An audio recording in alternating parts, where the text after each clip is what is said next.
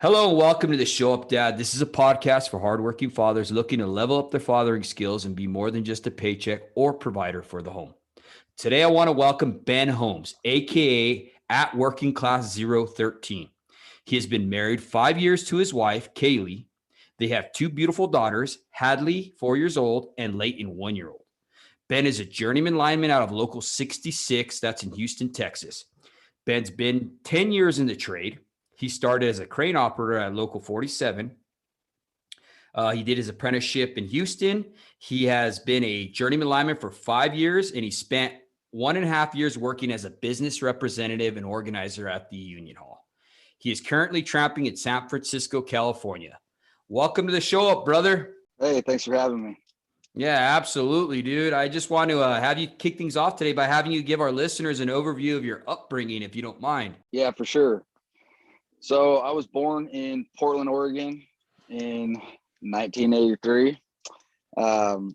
We lived up on Mount Hood for a couple of years. I was the third of 4 kids. My dad had my oldest sister and my older brother. We have different moms. So I was 3 of 4 when I came along. I grew up in Southern Oregon for the most part. And my first memories, so we lived in Southern Oregon with my mom, my dad. Little house, little town, Roseburg is what it was called. Some of my first memories there was learning to ride a bike at like a real young age. Baseball games with my dad. My dad was a coach for a little league team. I remember all the kids there teaching me how to skid my bike and burning through tires at, I think I was like, 3 years old or whatever. So I grew up there. My parents separated at some point. I don't really remember when, but they separated. My dad moved out, and so early on, I remember going and staying with my dad at like his car lot. He was a car salesman, used car salesman. Mm-hmm. And like he slept on a couch there. And it's funny, I think I was probably still like 3, and that's like my first memories of life is just, it was kind of weird, like going and sleeping at a business, I guess, on like the weekends or whenever it was that I was with my dad. So yeah, we lived there until I was like 6 years old, and then we picked up and jammed to California. My mom and my younger brother and I. Mm-hmm. While my dad was at work one day, and kind of moved to SoCal. Moved in with my aunt, and just kind of started growing up. Moved on as a kid, I guess. Summers in Oregon with my dad. I was heavy into like baseball, roller hockey, big in sports, riding bicycles, stuff like that. So it's kind of how it started off, earlier on in life anyway. So Ben, I wanted to ask you, who in your family? Lots of camping and fishing trips. Mm-hmm. So Ben, go ahead. I wanted to ask you, brother, who in your family had the most impact on how you raise your children today, and why did they have that impact? Looking back. That's a good question.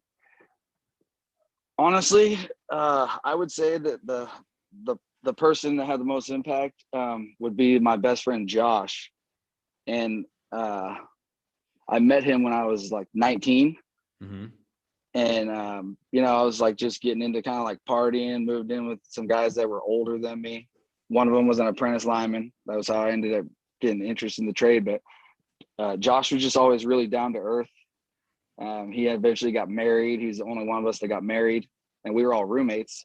And then they had a daughter, London, and just seeing the way Josh was like with her and with his wife, he was still is such a good husband, such a good dad. When she came along, everything changed. When we got off work, the things that we used to go do changed, right? Like he wanted to be with his daughter, he wanted to be with his wife. And me being like best friends with them and then living with them for a while, it changed the things I did at the time somewhat too, right? Mm-hmm. Like I wanted to do the things he was doing. So we would go do stuff that you could do with a baby and stuff that you would go do with your family rather than just, kind of running amok. And to this day, he has 3 kids now. And yeah, he's still probably one of the best dads out there. So I've always looked up to him for that and tried to model the type of father I was on things that I saw, just kind of hanging out with him and his family at the time. Yeah, it seems that, that lack of a father in your life, you know what I mean, that you had, that you're able to still find that in someone else, in a mentor per se, your buddy Josh, like you talked about. And is it safe to say that a lot of the stuff that you carry into your family, into the way you respond to your beautiful daughters, is something derived from what you picked up from Josh or from your dad? It's somewhat of a mixture of both. I think as I was growing up, I've always been very self-aware of my situation. In all aspects. I've always evaluated things and thought into them on maybe why things were the way they were. So a lot of the stuff that I went through, with the relationship on and off with my father, I think have played a bigger role. But just my buddy Josh, just seeing, he's, to this day, he was always a provider, nice house, nice car. They had everything they needed.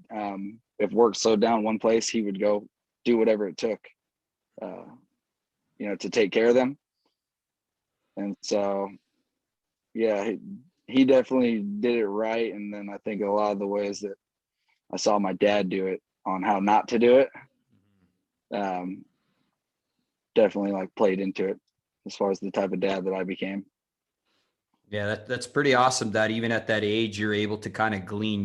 You took from the good and the bad, and you learn from both. You know what I mean? And that's awesome. That's one of the things that we always try to stress to our fathers on the Show Up Dad is, hey man, not everybody had a blueprint on how to raise a child. Okay, we didn't know, so we got to take the good and the bad and utilize the good. You know what I mean? And learn from our past mistakes. So that's awesome that you're able to do that. I wanted to ask you, Ben, was your dad, now talking back about your dad, your biological father, okay? Was he more of a show me dad or a tell me dad? Do you remember? So most of the time he had to be a tell me dad because we were in different places. I lived in Southern California with my mom, and then he was always in Oregon. So, I remember, he'd always, he told us he loved us, and I believed him. But a lot of the things that the experiences had to be told, right? Because we weren't there. And when we would go for summers, he always did the best he could. He'd pack in as much fun stuff to go do. He was very involved when we were there for the most part. We go fishing, go catch crab, and at the ocean. He was always really interested in my baseball because my dad was a baseball player as well. So he showed a lot of interest in that. But I think he had to be more of a tell me dad, just, based on the situation that we were in. Yeah. So. So it sounds to me, Ben, like your father, just because of the circumstances you guys were in and stuff like that, that even though he wasn't around, he tried to make the best of his time with you guys. He was what we call an intentional father. So when he did spend that time with you, he made it count, correct? Because we can't always be with our kids. Prime example is you're on the road, you're separated from your family, countless other guys, I myself, when I was on the road, but it's all about being that intentional. Now, with that being said, Ben, what is the most memorable thing that you remember growing up with your father?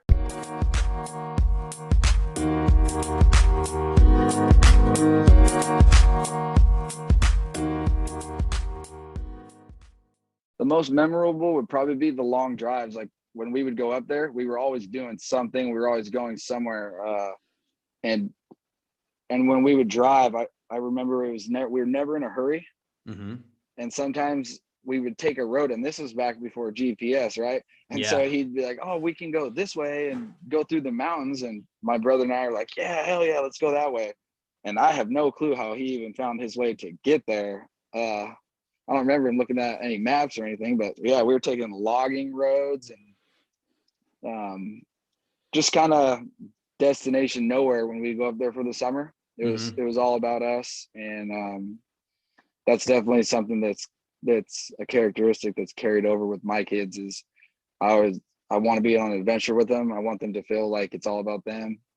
And yeah, when they come up here with my wife every 4 weeks for 8 days. Mm-hmm.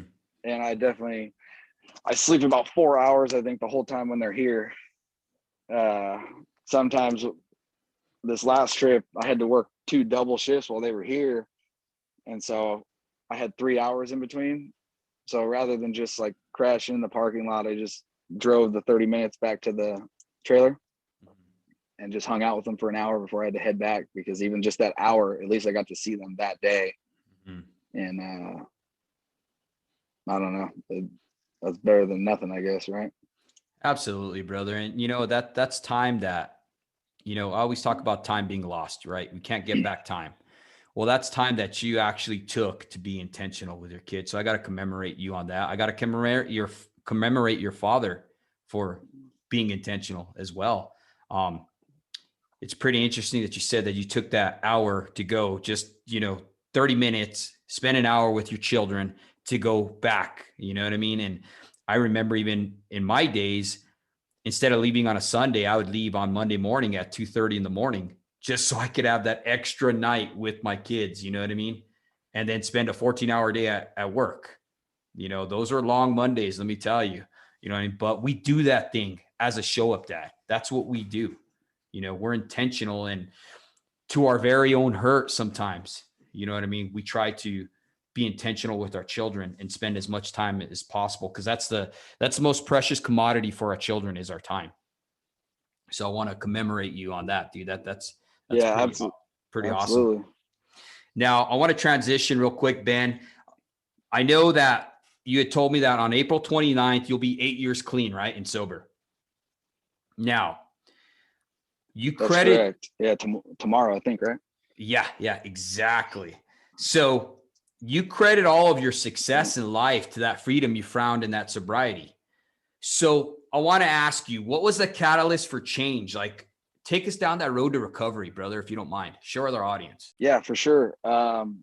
So it started out, I moved out at 19, hanging out with older guys, using my buddy's ID to get in places that I wasn't old enough to get in. Kind of started as like a here and there thing, just having fun, whatever. And one day I just realized I was 27 years old. Mm-hmm. I had been doing the same thing for a long time, a lot of things I didn't want to do. And I just surrendered. At that point, all the friends had gone away, all the fun had gone away. Mm-hmm. I was like heavily suicidal, very ashamed. And I don't care so much about what other people think. I care what I think of myself, right? Because at the end of the day, that's who's really going to carry the load, and that's who's going to push forward is yourself on your own reflection of yourself. And I didn't like what I saw. Mm-hmm. And the stuff I was doing was telling me that I was done, like that was it. Like I thought it had me.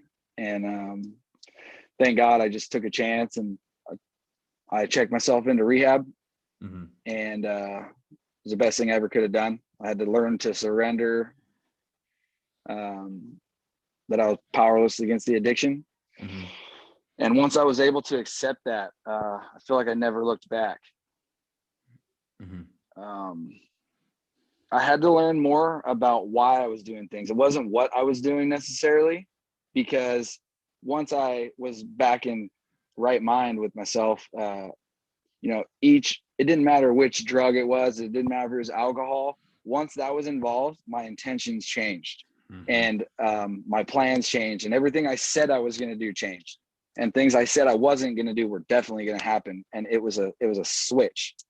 And that's why to this day, I know that, those same mistakes I was making and that person that I was could come right back, if I chose to go back and live that life. And so showing up late for work has never been an issue since I got sober. Doing things that I said I was going to do and following through has never been an issue since I got sober. My wife's never seen me drink. I was sober before she came into my life, actually. My kids will never see me drink. That's something my daughter already understands, kind of that daddy doesn't drink the same stuff as other dads.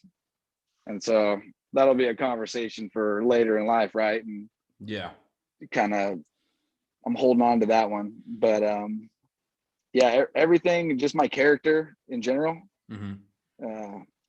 I definitely wouldn't have the things I have today, especially like my family and the relationship I have with my wife, without those tools that I learned to be able to be sober and deal with life on life's terms.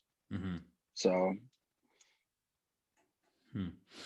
no, that's pretty amazing, dude. And congratulate you on your 8 years clean, brother. Once again, I mean, that takes a big man to see that, to not be able to have to sedate, you know what I mean? And just deal with problems head on. I think that's a true man. So, that's awesome, bro. We had a past guest on here. I don't know if you heard it. His name is Mark Jennison. And he talked on the podcast that drinking and drugs are just symptoms, not the problem. Now, in your recovery, what did you find that triggered you to use? And were you able to recognize the root of that abuse?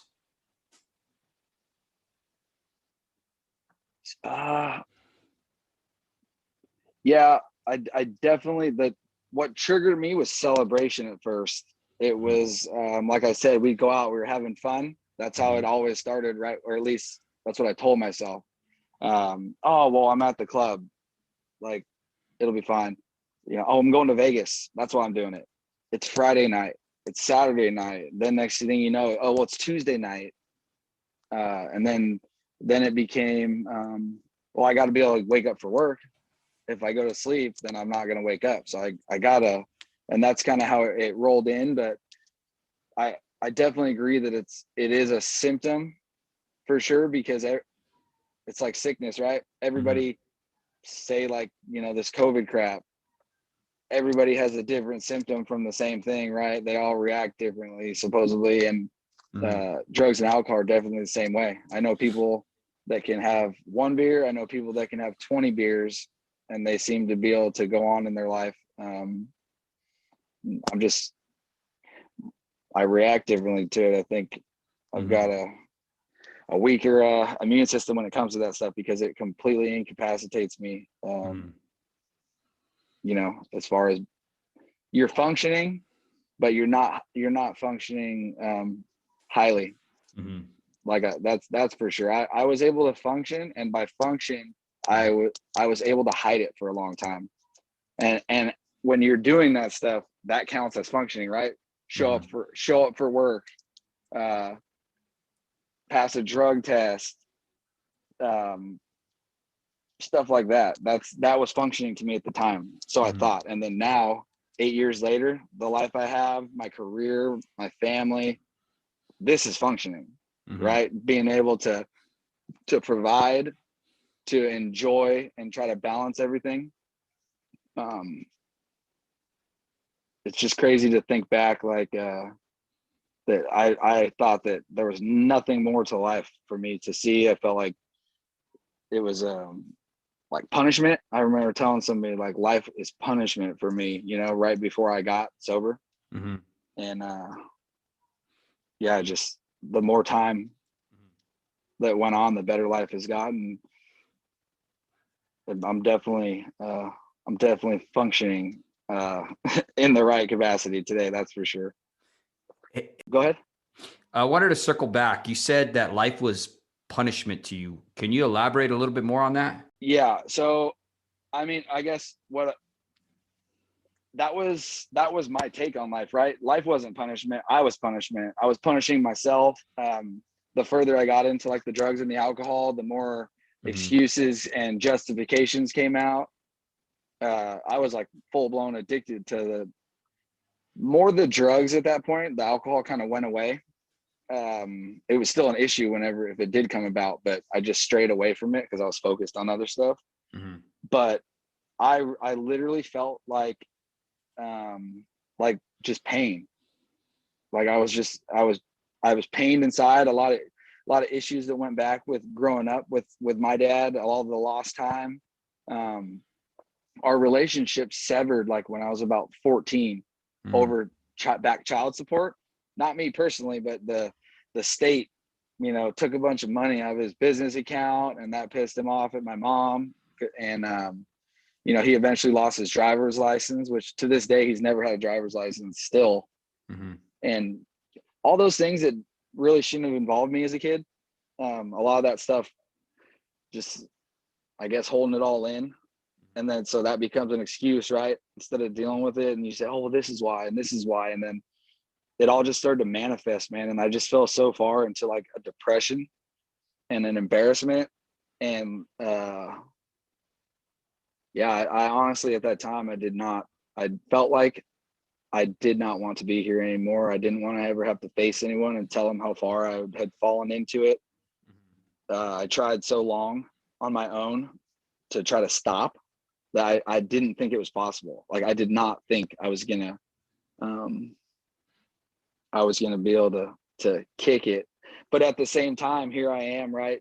A year and a half straight of smoking meth, right? And I go into treatment and I'm looking at all these people like they're just dirty, disgusting drug addicts.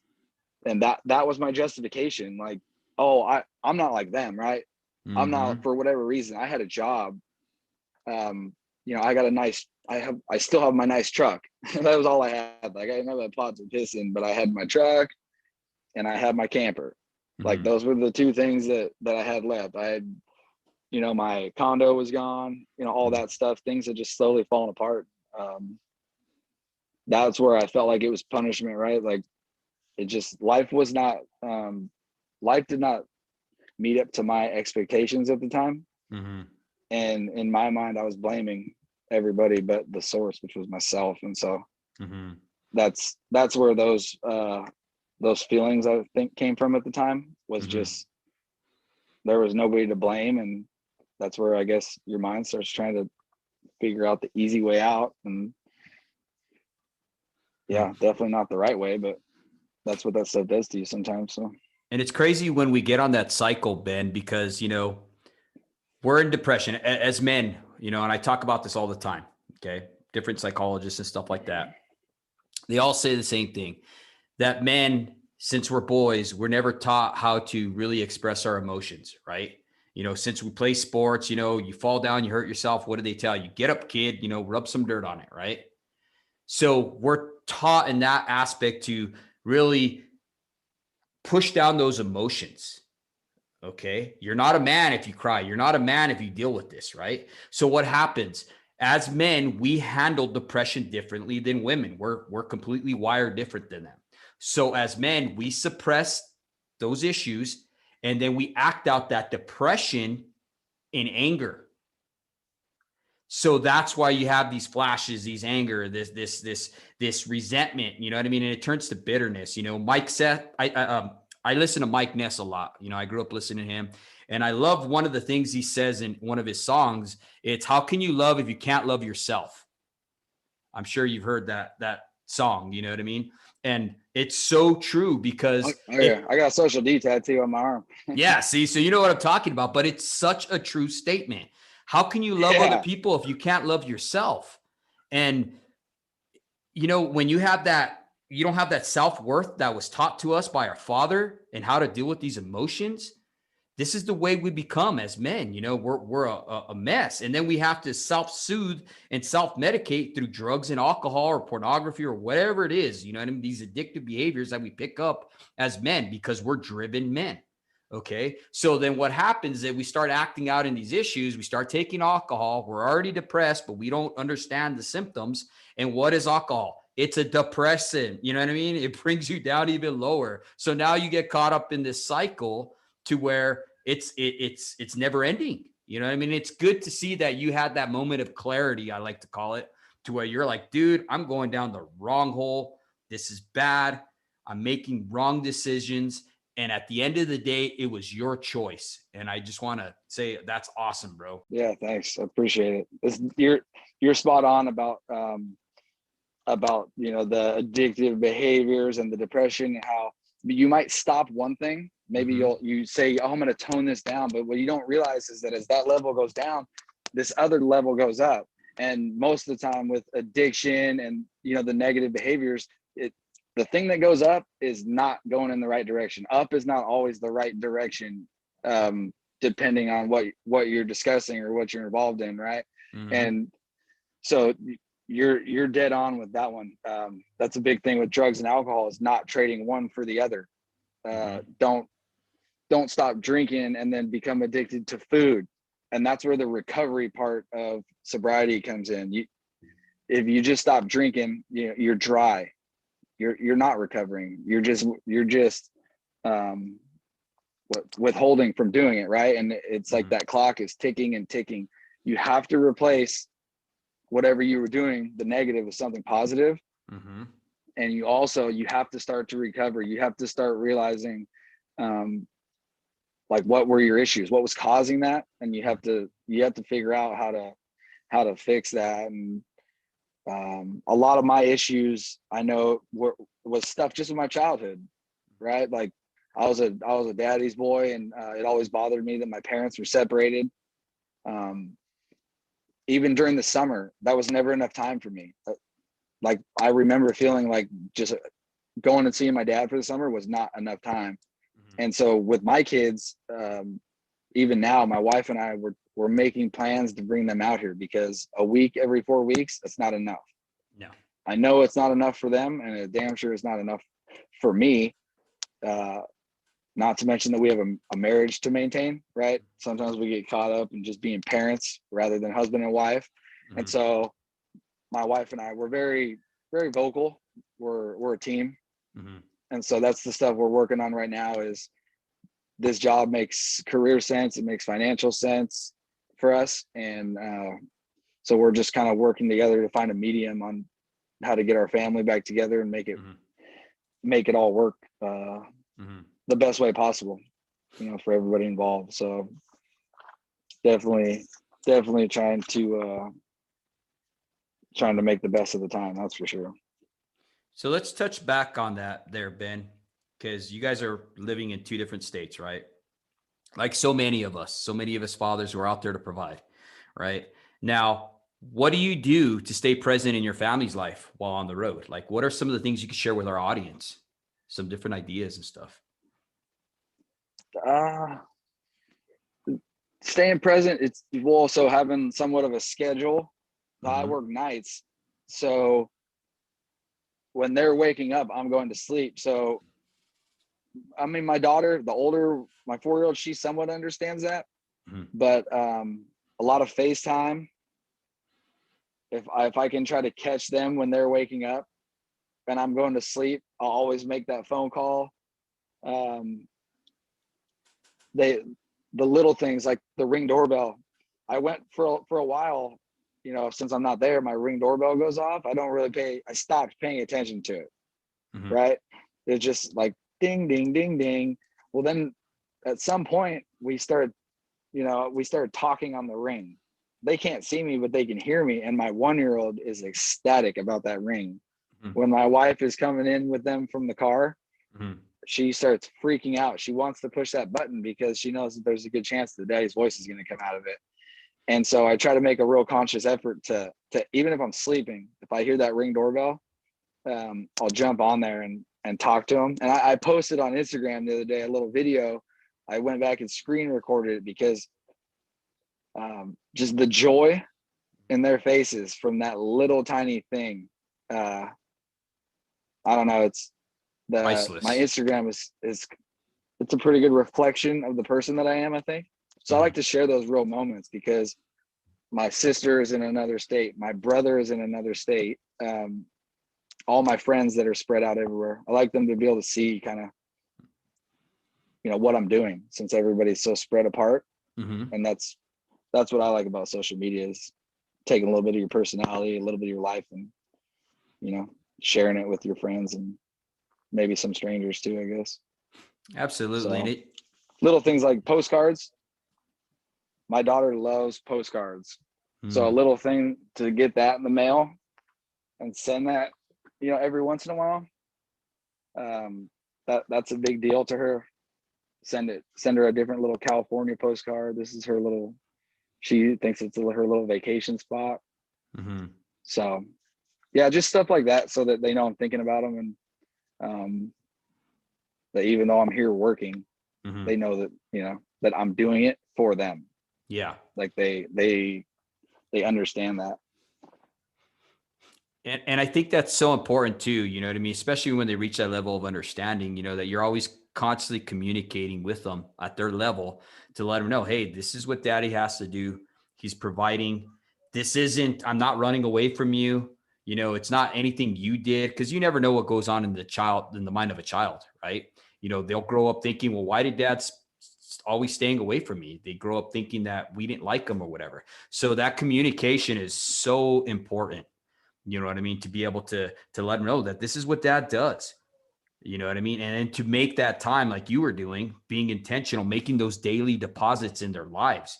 You know what I mean?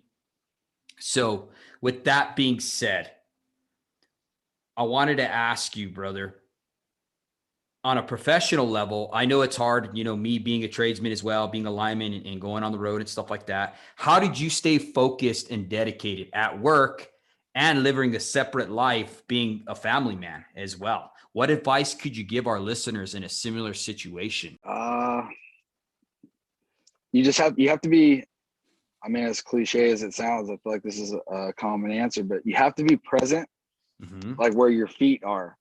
When I go to work, I'm very conscious about the tasks that I'm on. I don't take anything for granted. I know how hazardous this job can be. Mm-hmm. And it's like I was listening to Dell on here on your show on the way to work yesterday, and I've heard Dell's story multiple times, and every time I hear it, I get something else out of it. And I think that people who have been through experiences like that, I don't know if they realize how much they impact those of us that are still doing the job consciously, right? Mm-hmm. When I'm at work, I'm very intentional on my movements. I'm intentional on safety. I feel like if anything ever did happen to me, it won't be because I was breaking a rule or because I was purposely cutting a corner. I'm very intentional on that. I'm with that, like that with the apprentices. Ultimately, our job, right, is to show up on time and work safe. If you can do that in this trade, for the most part, you'll be able to keep employment for the most part. That's what we're supposed to do. And when I'm at work, and I mean, I enjoy it. I love this job.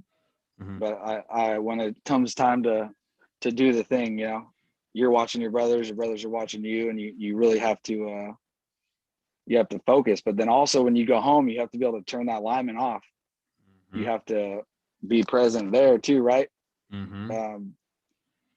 When I was a newer lineman, carrying a bigger load, like just went from being the student to the teacher. I would be thinking about what we were doing the next day. If we cut jumpers here and we do this, that would be better. And that's something that has kind of faded away as I became a little more comfortable, I guess. Mm-hmm. But working at the union hall, I was not able to separate that. I was not able to be present with my family because the phone never stopped ringing. And every time, if I didn't answer that call, I wasn't doing my job. I wasn't helping whoever was calling me for help. And that was why I ultimately left that position, was I was not able to separate work and family in that position. And so that balance has to be there, right? I mean, it doesn't have to be 50-50 because that's not the way the world works. Mm-hmm. The scale is not always going to be level. And I think that's like a common misperception that people think it has to be like perfectly balanced. As long as you're aware that that scale is moving, and that maybe as one side gets a little heavier, you need to, maybe take a little bit out and put it into this side. You just have to stay conscious that is a factor of life, and do the best you can to keep it balanced however you feel it needs to be balanced. So that's but we also, as much as we talk about how we plan it and how we execute it, like with myself, my wife is like my support system. I could not do the job I do without my wife. I wouldn't be able to be the dad that I am without my wife, because me being gone, my wife could be complaining about how much she's doing by herself. She could be, she could be too busy maybe to answer the FaceTime, or she could be too busy to just sit down and hold the phone, because the little one, Layton, she loves FaceTime.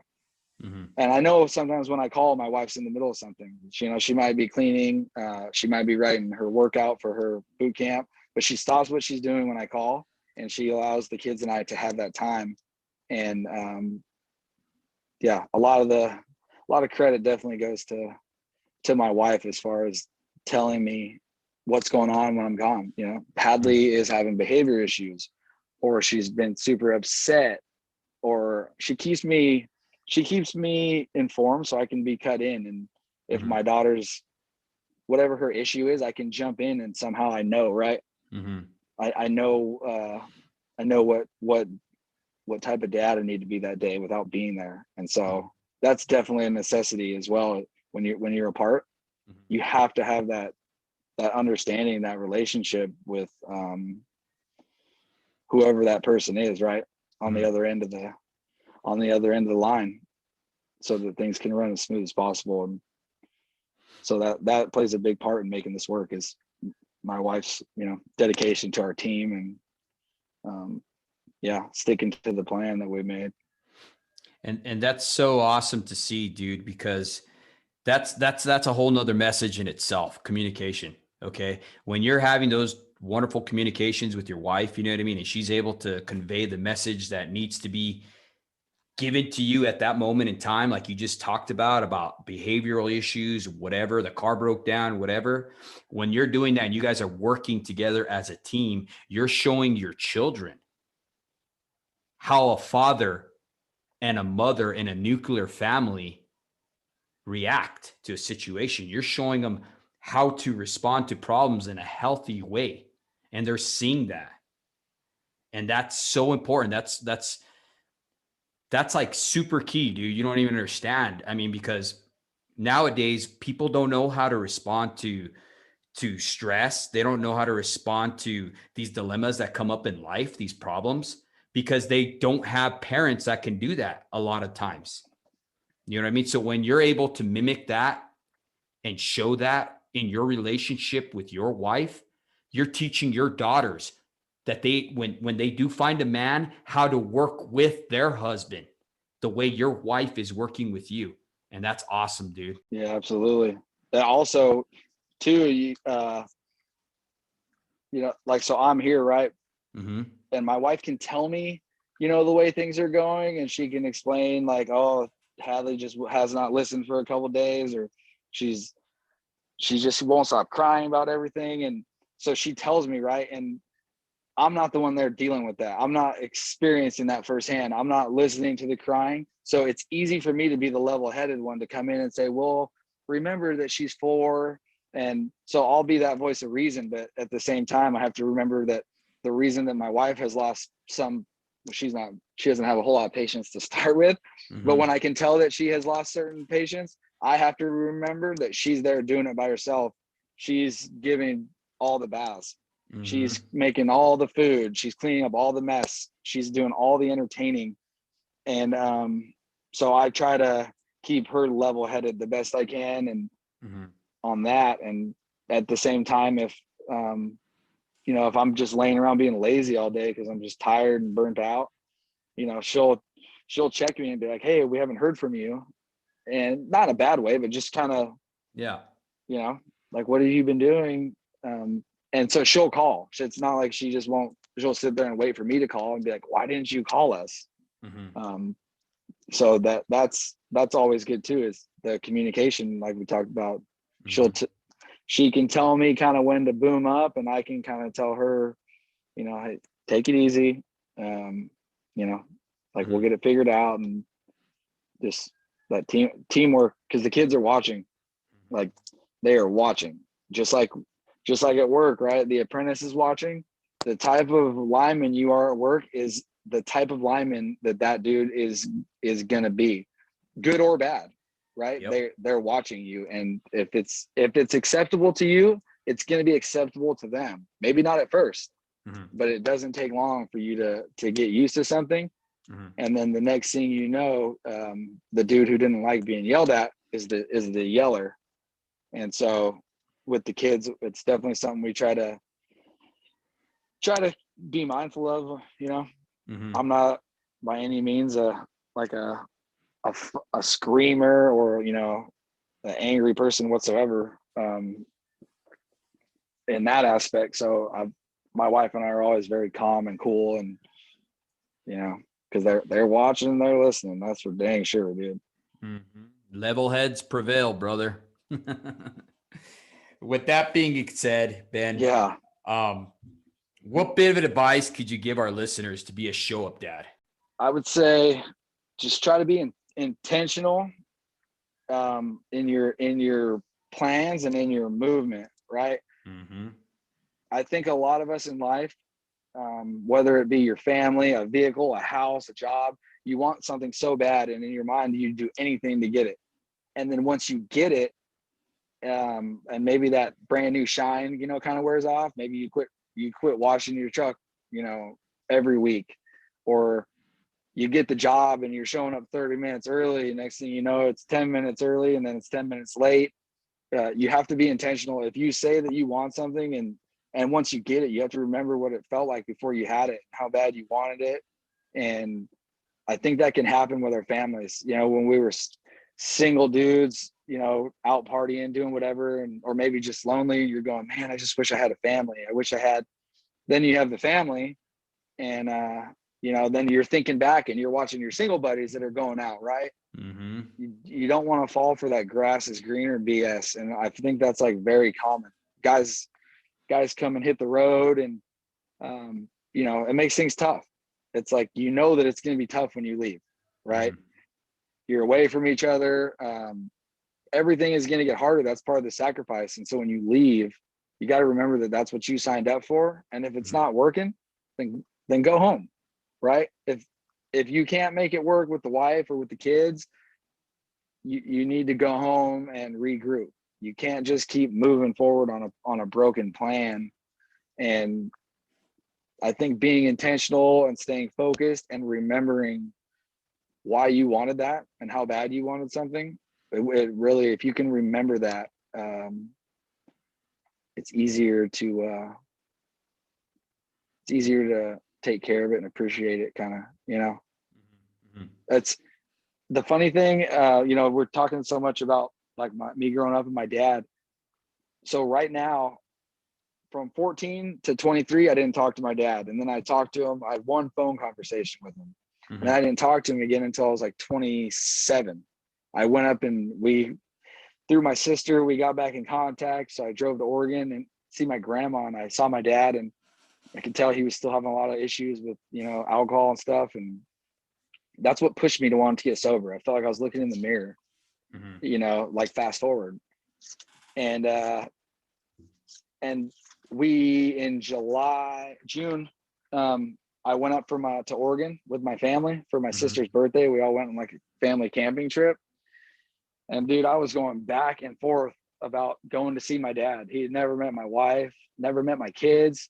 And dude, I was like fighting myself the whole couple of days we were there, like on whether I should hit him up or not.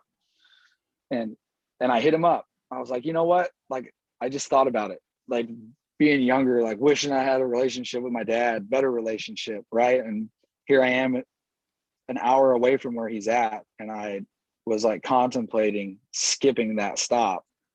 Mm-hmm. And so we went and saw him. He got to meet my kids, and since that day, dude, I talked to my dad, texting probably daily, and then phone calls, you know, at least once a week, a phone call. But dude, it's right now my dad's living just on a campground at the beach in Oregon. Mm-hmm. All he has, he's got a tent and a bike and, you know, whatever he can carry on his back. And he's like, he says he's content with that. But at the same time, I look at myself and here I am, dude. I'm living in a campground at the beach. I'm not in a tent, you know, I'm in a 44-foot camper. But looking at our situations right now, I know I'm doing it right. You know, I have my family still. All my responsibilities are taken care of. And I don't know, I just feel like it's ironic that when we like kind of come back together and, you know, rekindle our relationship, we're doing almost the same thing, but at opposite ends of the spectrum, right? You can be in the same place doing two separate things. And I'm grateful for like all the lessons and the hard times and everything. And it's almost sad, like to kind of, you know, to think about that he's there just kind of all by himself, just somewhat existing, I guess. Yeah. But it's definitely something to remember, right? Everybody got where they're at somehow, some way. And that's what I kind of use just to push forward and to stay focused with my family. Is I could be here in this campground at the beach by myself, dude, like not much of a relationship with my kids, years and years lost, you know, from bad decisions and things of that sort. So yeah, being aware and kind of taking things in and finding the silver lining in them. That's always something that I've tried to kind of do with my situation. Yeah. And at the end of the day, like you hit the nail right on the head, bro, because we all have a choice. We all have a choice. You know, I guess the question is, what are you going to choose? You know, are you going to show up? Are you going to be that dad that shows up? You know what I mean? So, no, I thank you for coming on here once again, Ben. Thank you for, you know, just sharing with our audience. I know this is going to add tremendous value to the listeners. And how can our audience get a hold of you, brother, if you don't mind sharing with us?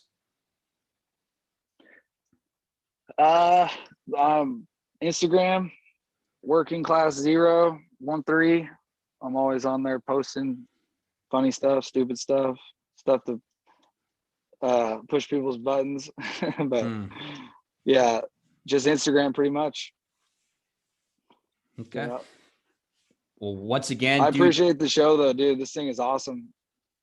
yeah, absolutely, bro. Once again, dude, just thank you for sharing with us, bro. This has been awesome, dude. I mean, I got some value out of it. You know what I mean? I truly wrote down a bunch of notes, dude, because you had some really good insight, and I know people are going to be blessed from it. You know, once again, this podcast is brought to you by our sponsors at KDAZ Conservative Talk Radio 96.9, the Sun Broadcasting Network, Line 11 Clothing Company, California Line Works, Monzingo Knives, and Dr. Stephen Poulter at the Shame Factor. Thank you. This is the Show Up Dad. You guys have a wonderful day.